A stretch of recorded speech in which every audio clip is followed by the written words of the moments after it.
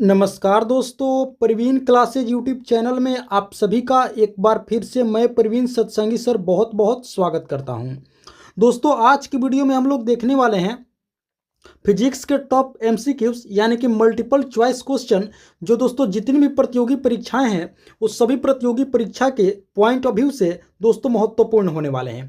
तो आप सभी से एक रिक्वेस्ट करूंगा कि इस क्लास को आप लोग अंत तक जरूर देखिएगा, वीडियो को अंत तक जरूर देखिएगा, एक एक प्रश्न को अच्छे से समझिएगा और याद कीजिएगा।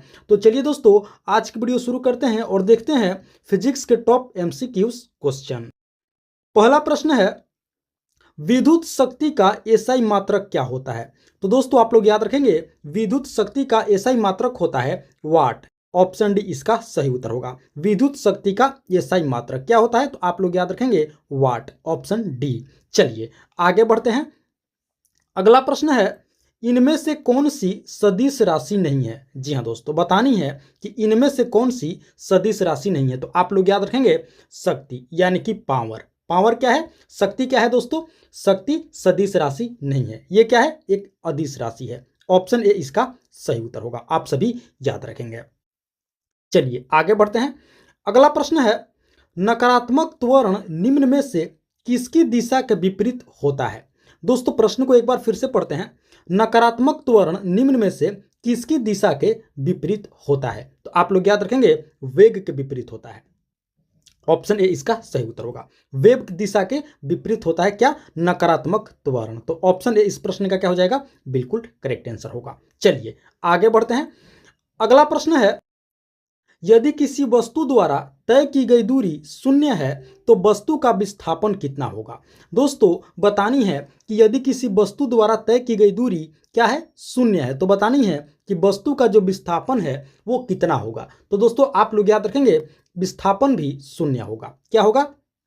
ऑप्शन बी इसका सही उत्तर होगा। यदि किसी वस्तु द्वारा तय की गई दूरी शून्य है तो दोस्तों विस्थापन भी क्या होगा? बिल्कुल शून्य होगा। तो ऑप्शन बी इस प्रश्न का क्या होगा? बिल्कुल करेक्ट आंसर होगा। आप सभी याद रखेंगे। चलिए आगे बढ़ते हैं। अगला प्रश्न है, निम्न में से कौन सी मात्रा चाल के साथ इसकी गति निर्दिष्ट करती है? दोस्तों इसका सही उत्तर होगा, आप लोग याद रखेंगे ऑप्शन सी वेग। जी हाँ दोस्तों, वेग जो है क्या करती है? चाल के साथ गति निर्दिष्ट करती है। आप लोग याद रखेंगे ऑप्शन सी वेग इसका करेक्ट आंसर होगा। चलिए आगे बढ़ते हैं। अगला प्रश्न है, विस्थापन के परिवर्तन की दर को क्या कहा जाता है?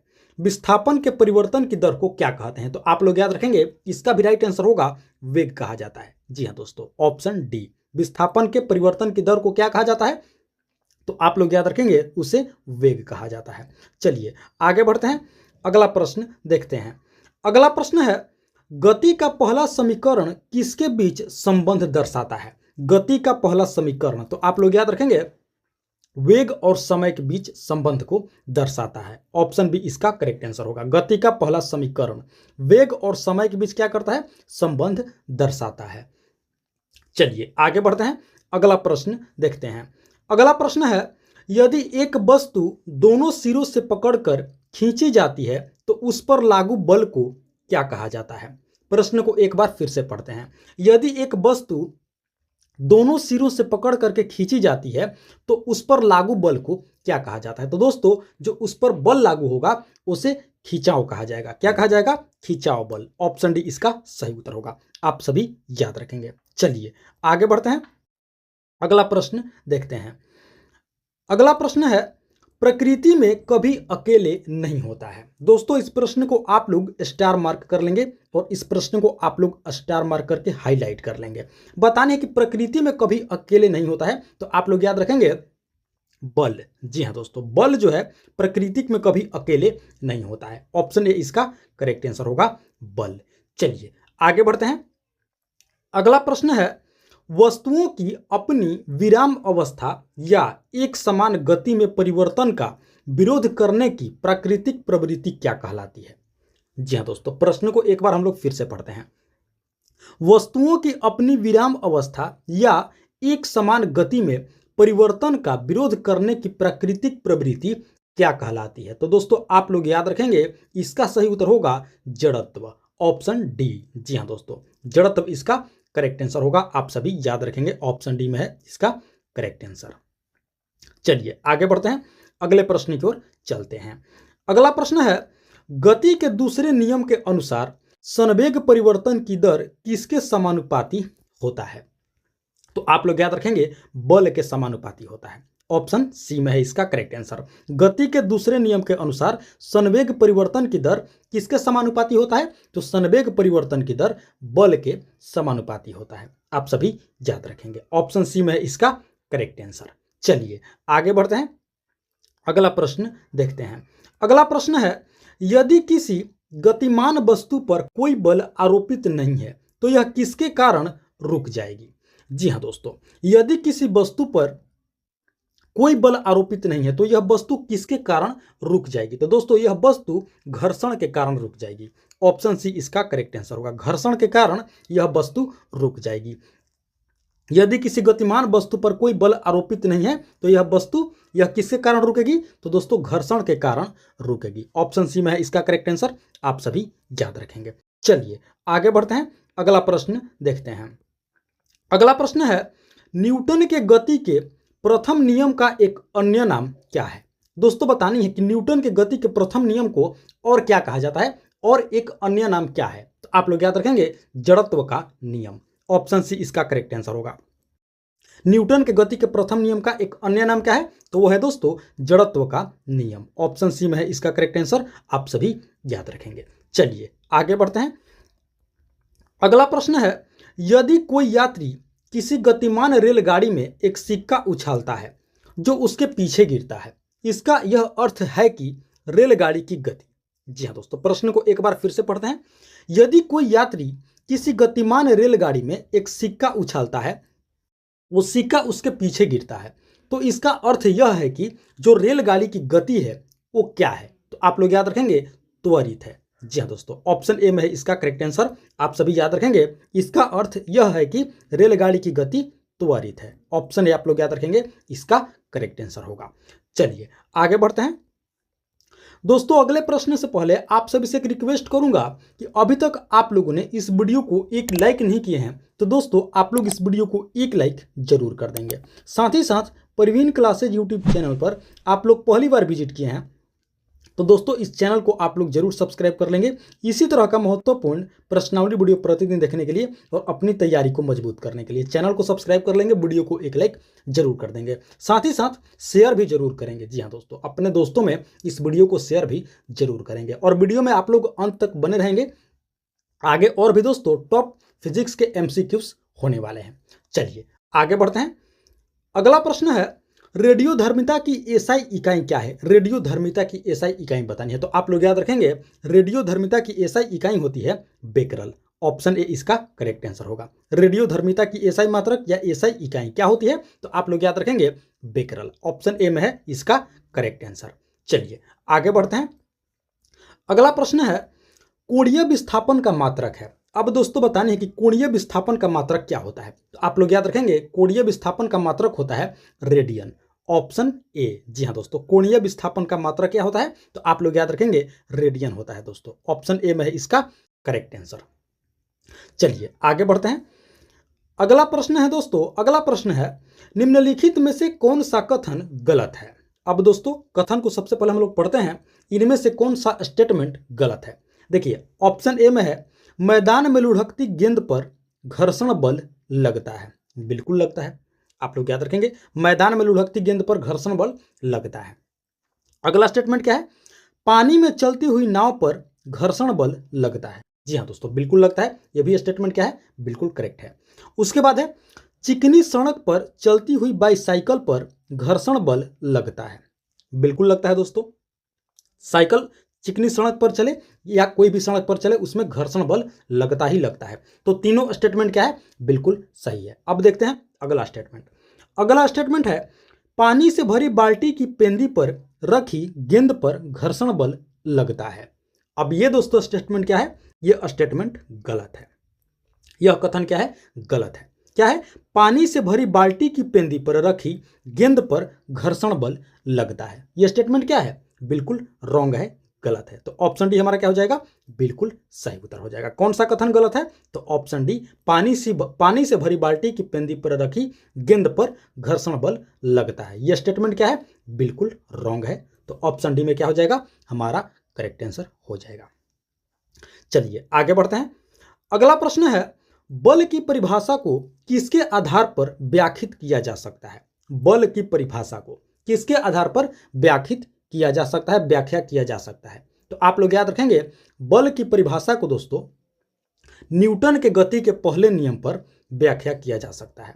ऑप्शन ए इसका सही उत्तर होगा। न्यूटन के गति के पहला नियम पर बल की परिभाषा को क्या किया जा सकता है, व्याख्यात किया जा सकता है। आप सभी याद रखेंगे, ऑप्शन ए न्यूटन के गति का पहला नियम। याद रखिएगा दोस्तों, एक एक प्रश्न बहुत महत्वपूर्ण है।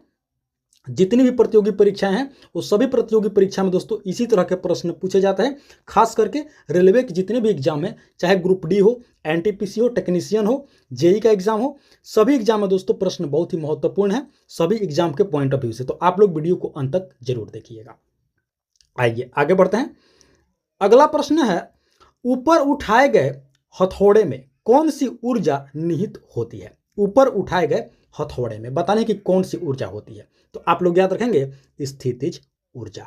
ऑप्शन सी इसका करेक्ट आंसर होगा। ऊपर उठाए गए हथौड़े में कौन सी ऊर्जा होती है, तो आप लोग याद रखेंगे स्थितिज ऊर्जा। ऑप्शन सी इसका सही उत्तर होगा।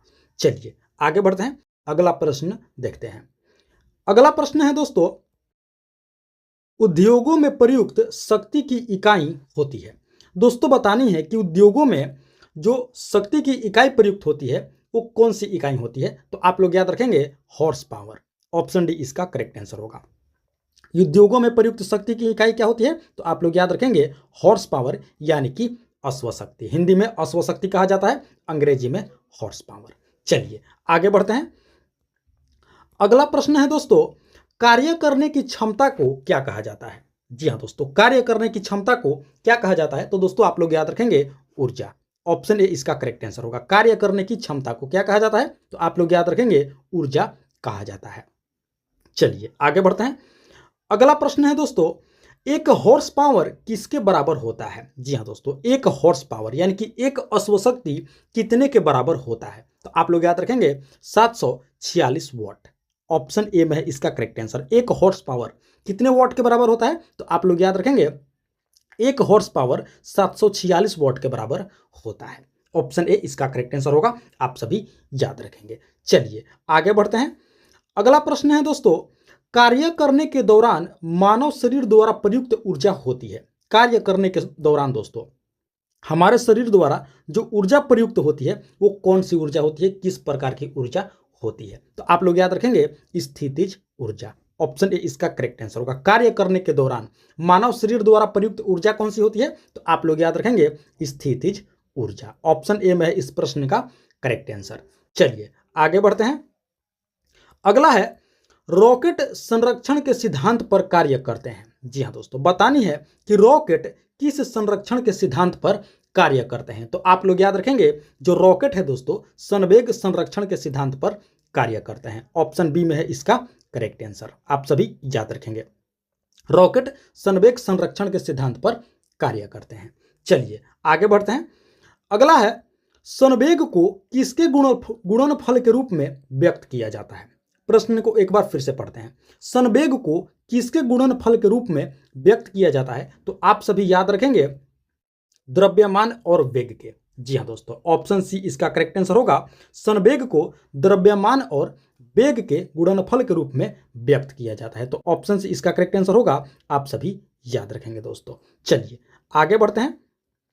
अगला प्रश्न है, अपेक्षिता का सिद्धांत इनमें से किस वैज्ञानिक ने प्रस्तुत किया। जी हाँ दोस्तों, अपेक्षिता का सिद्धांत बतानी है कि किस वैज्ञानिक ने प्रस्तुत किए थे, तो आप लोग याद रखेंगे अल्बर्ट आइंस्टीन ने। ऑप्शन ए इसका करेक्ट आंसर होगा। जी हाँ दोस्तों, अपेक्षिता का सिद्धांत किस वैज्ञानिक ने प्रस्तुत की थी, तो आप लोग याद रखेंगे आइंस्टीन ने प्रस्तुत की थी, अल्बर्ट आइंस्टीन। चलिए आगे बढ़ते हैं। अगला प्रश्न है, कार्य करने की दर को के रूप में परिभाषित किया जा सकता है। दोस्तों बतानी है कि कार्य करने की दर को किसके रूप में परिभाषित किया जा सकता है, तो आप लोग याद रखेंगे शक्ति के रूप में परिभाषित किया जा सकता है। ऑप्शन डी इसका करेक्ट आंसर होगा। कार्य करने की दर को शक्ति के रूप में परिभाषित किया जा सकता है। चलिए अब आगे बढ़ते हैं। अगला है, चंद्रमा पर आवाज क्यों नहीं सुनी जा सकती? जी हाँ दोस्तों, प्रश्न कह रहा है कि चंद्रमा पर हमें कोई आवाज क्यों नहीं सुनी जा सकती है, हमें कोई आवाज क्यों नहीं सुनाई देगी? तो आप लोग याद रखेंगे इसका राइट आंसर होगा, क्योंकि दोस्तों चंद्रमा पर कोई वायुमंडल नहीं है। क्या है? चंद्रमा पर कोई एटमॉस्फेयर नहीं है, वायुमंडल नहीं है, और ध्वनि जो है बिना माध्यम की यात्रा नहीं कर सकती। आप सभी को पता होगा ध्वनि को यात्रा करने के लिए कोई माध्यम चाहिए, मीडियम चाहिए। चूंकि दोस्तों चंद्रमा पर कोई वायुमंडल नहीं है, तो ऑप्शन सी हम लोग कह सकते हैं कि इसका करेक्ट आंसर होगा। बिल्कुल, चंद्रमा पर आवाज क्यों नहीं सुनी जा सकती है? तो दोस्तों इसलिए सुनी नहीं जा सकती है क्योंकि चंद्रमा पर कोई वायुमंडल नहीं है और ध्वनि जो है बिना माध्यम की यात्रा नहीं कर सकती। इस पॉइंट को आप लोग अच्छे से हाईलाइट कर लेंगे। ध्वनि को यात्रा करने के लिए कोई माध्यम की जरूरत पड़ती है, कोई मीडियम की जरूरत पड़ती है, और चंद्रमा पर कोई वायुमंडल नहीं है, इसके कारण हम लोग वहां पर कोई आवाज को नहीं सुन सकते हैं। तो ऑप्शन सी इसका क्या हो जाएगा? बिल्कुल करेक्ट आंसर होगा। आइए अब आगे बढ़ते हैं। अगला है, कौन सा बल हमारे सौरमंडल की संरचना को बनाए रखता है? कौन सा बल हमारे सौरमंडल की संरचना को बनाए रखने में मदद करता है? कौन सा बल? तो आप लोग याद रखेंगे इसका राइट आंसर होगा गुरुत्वाकर्षण बल, यानी कि ग्रेविटी। ऑप्शन डी इसका करेक्ट आंसर होगा। गुरुत्वाकर्षण बल हमारे सौरमंडल की संरचना को बनाए रखने में क्या करता है? मदद करता है। ऑप्शन डी इसका राइट आंसर होगा गुरुत्वाकर्षण बल। चलिए अब आगे बढ़ते हैं। अगला प्रश्न है, वह बिंदु जहां पर एक वस्तु का संपूर्ण भार कार्य करता है उसे क्या कहा जाता है? उस बिंदु को क्या कहा जाता है जहां पर एक वस्तु का संपूर्ण भार क्या करता है? कार्य करता है। जी हाँ दोस्तों, आप लोग इस प्रश्न को हाईलाइट कर लेंगे, स्टार मार्क कर लेंगे, बहुत ही महत्वपूर्ण प्रश्न है। प्रश्न क्या है कि वह बिंदु जहां पर एक वस्तु का संपूर्ण भार कार्य करता है उस बिंदु को क्या कहा जाता है? तो आप लोग याद रखेंगे द्रव्यमान का केंद्र कहा जाता है। जी हाँ दोस्तों, ऑप्शन ए में है इसका करेक्ट आंसर। वह बिंदु जहां पर एक वस्तु का संपूर्ण भार कार्य करता है उसे क्या कहा जाता है? तो उसे द्रव्यमान का केंद्र कहा जाता है। उस बिंदु को आप सभी याद रखेंगे, ऑप्शन ए इसका करेक्ट आंसर होगा। आइए अब आगे बढ़ते हैं। अगला प्रश्न है दोस्तों, कब कहा जाएगा कि कोई पिंड मुक्त रूप से गिर रहा है? जी हाँ दोस्तों, प्रश्न को फिर से पढ़ते हैं। कब कहा जाएगा कि कोई पिंड मुक्त रूप से क्या कर रहा है? गिर रहा है। तो आप लोग याद रखेंगे जब इस पर केवल गुरुत्व बल कार्य करे। जी हाँ दोस्तों, ऑप्शन सी इसका करेक्ट आंसर होगा। कब कहा जाएगा कि कोई पिंड मुक्त रूप से गिर रहा है? जब इस पर केवल गुरुत्व बल ही कार्य करे, यानी कि जब गुरुत्व बल कार्य करेगा तो हम कह सकते हैं कि जो पिंड है वो मुक्त रूप से क्या कर रहा है? गिर रहा है। ऑप्शन सी इसका करेक्ट आंसर होगा, आप सभी याद रखेंगे। आइए अब आगे बढ़ते हैं। अगला है, एक ही पदार्थ के अणुओं के बीच जो बल कार्य करता है उसे क्या कहा जाता है? प्रश्न को एक बार फिर से पढ़ते हैं। एक ही पदार्थ के अणुओं के बीच जो बल कार्य करता है उसे क्या कहा जाता है? कौन सा बल कहा जाता है? तो आप लोग याद रखेंगे ससंजक बल। ऑप्शन ए इसका करेक्ट आंसर होगा। जी हाँ दोस्तों, एक ही पदार्थ के अणुओं के बीच जो बल कार्य करता है उसे ससंजक बल कहा जाता है। आप सभी याद रखेंगे, ऑप्शन ए में है इसका करेक्ट आंसर ससंजक बल। तो दोस्तों ये थी हमारी आज की टॉप फिजिक्स का एमसीक्यूज, यानी कि दोस्तों फिजिक्स टॉपिक से multiple choice question top level के।